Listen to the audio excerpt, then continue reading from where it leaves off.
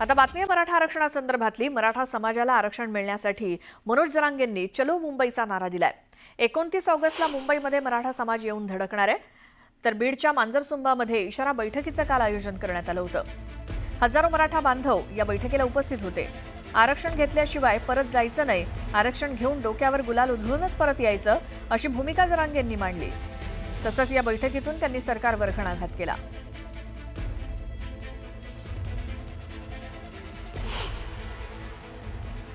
जाळपोळ दगडफेक करणारी ती आपल्या संघ आलेली पैदास नाही हे लक्षात ठेवा। सरकारने षडयंत्र करून ते लोक आपल्यात घातले। वेळ पडली तर त्यांना आपल्या घोषणा द्यायला लावते। ती गढूळ आवाज माया घोषणा द्यायला बसली। सरकारला शादी आपल्याला खुश करण्यासाठी वेगळ्या वेगळ्या घोषणा देईल आणि त्यांचेच लोक पाठवलेले म्हणते फडणवीस देत नाही। हना दगड। दरम्यान यावेळी बोलताना जरांगेंनी सत्ताधाऱ्यांवरती टीका केली। यावर भुजबळांनी काय उत्तर दिलं तेही ऐकूयात। कधी जर सत्ता पालट झाला जवळ महाराष्ट्राच्या बाहेर जाशील, मी नाही सोडणार। मग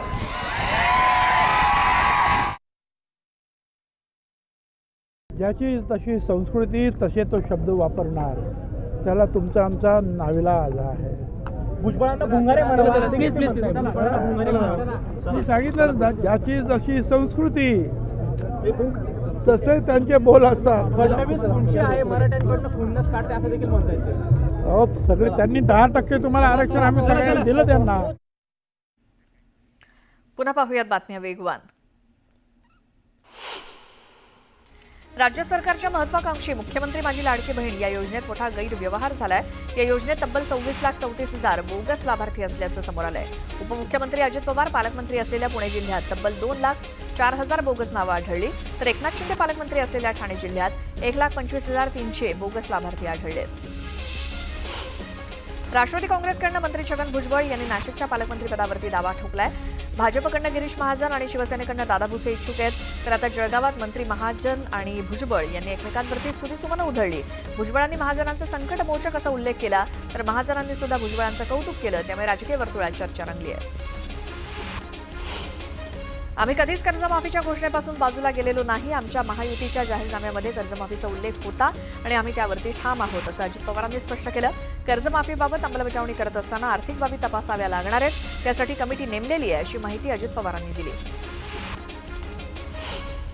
पालिका निवडणुकीच्या पार्श्वभूमीवर उद्धव ठाकरे ॲक्शन मोडवर आलेत। मतदार याद्यांची घरोघरी जाऊन तपासणी करा असं ठाकरेंनी कार्यकर्त्यांना सांगितलं।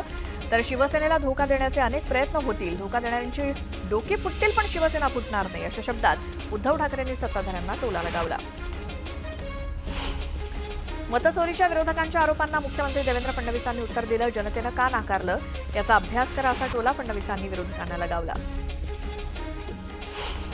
एवढे फटाके वाजवले तर विरोधक पळून जातील अशा शब्दात एकनाथ शिंदेंनी संगमनेरमध्ये मिश्किल टिप्पणी केली। लाडक्या बहिणींनी इतिहास घडवत संगमनेरमधील 40 वर्षांची सत्ता उलथवून लावली असं म्हणत त्यांनी लाडक्या बहिणींचं कौतुक केलं। संगमनेरमध्ये उपमुख्यमंत्री एकनाथ शिंदे यांच्या रॅली दरम्यान कार्यकर्त्यांनी गोंधळ घातला। त्यामुळे सभेसाठी आलेल्या गोंधळ घालणाऱ्या शिवसेनेच्या कार्यकर्त्यांवरती पोलिसांनी लाठीचार्ज केला। मतचोरीच्या राज ठाकरेंच्या आरोपावरून मंत्री गिरीश महाजनांनी टोला लगावला। राज ठाकरेंचं वक्तव्य म्हणजे नाचता येणं अंगण वाकडं असं म्हणत बेस्ट निवडणुकीत त्यांना शून्यही पुरता आला नाही असा टोला महाजनांनी लगावला। महायुती सरकारमधील ग्रामविकास मंत्री जयकुमार गोरे आणि मदत आणि पुनर्वसन मंत्री मकरंद पाटील या दोन नेत्यांमध्ये जुंपली आहे। मंत्री मकरंद पाटलांनी गोरेंवरती निशाणा साधला। तुमची मंडळी माझ्याकडे येतात, माझ्याकडे येऊन लोकप्रतिनिधी बदलला पाहिजे असं म्हणतात।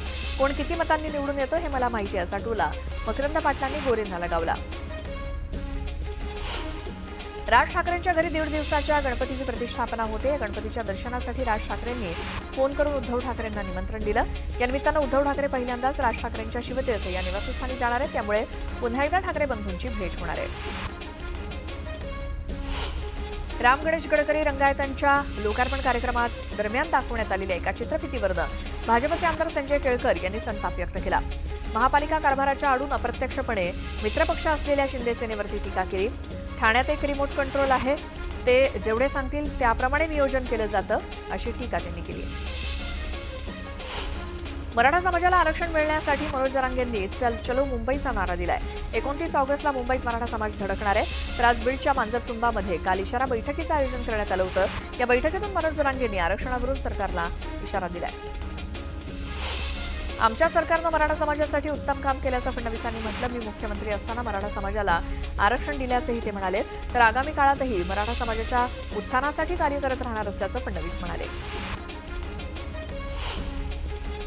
ज्याची जशी संस्कृती तसा तो शब्द वापरणार त्याला कुणाचाच इलाज नाही, असा टोला छगन भुजबळांनी जरांगेंना लगावला. फडणवीस खुन्नस काढतायत अशी टीका जरांगेंनी केली. मात्र फडणवीसांनीच तुम्हाला 10% आरक्षण दिलं, अशा शब्दात भुजबळांनी उत्तर दिलं. जरांगेंनी किती आंदोलनं केली तरी सरकार त्यांच्या मागण्या मान्य करणार नाही, असं वक्तव्य बबनराव तायवाडेंनी केलं. तर ओबीसीमध्ये त्यांना जागा नसल्याचं तायवाडे म्हणाले. मराठा समाजाला न्याय देण्याचं काम सर्वात आधी देवेंद्र फडणवीसांनी केलं. असं असताना आपण कोणाबद्दल काय बोलतोय याचं भान ठेवलं पाहिजे, अशा शब्दात मंत्री गिरीश महाजन यांनी जरांगेवरती टीका केली. जरांगे कुठल्या थराला जाऊन बोलताना त्यांनी भान ठेवावं, असं महाजन म्हणाले. साताऱ्याच्या दहिवडीतील अनिल देसाईंनी राष्ट्रवादीमध्ये पक्षप्रवेश केला. यावेळी मोठ्या संख्येनं कार्यकर्तेही उपस्थित होते. दरम्यान जाहीर सभा आणि कार्यकर्ता मेळाव्याचं आयोजन करण्यात आलं होतं.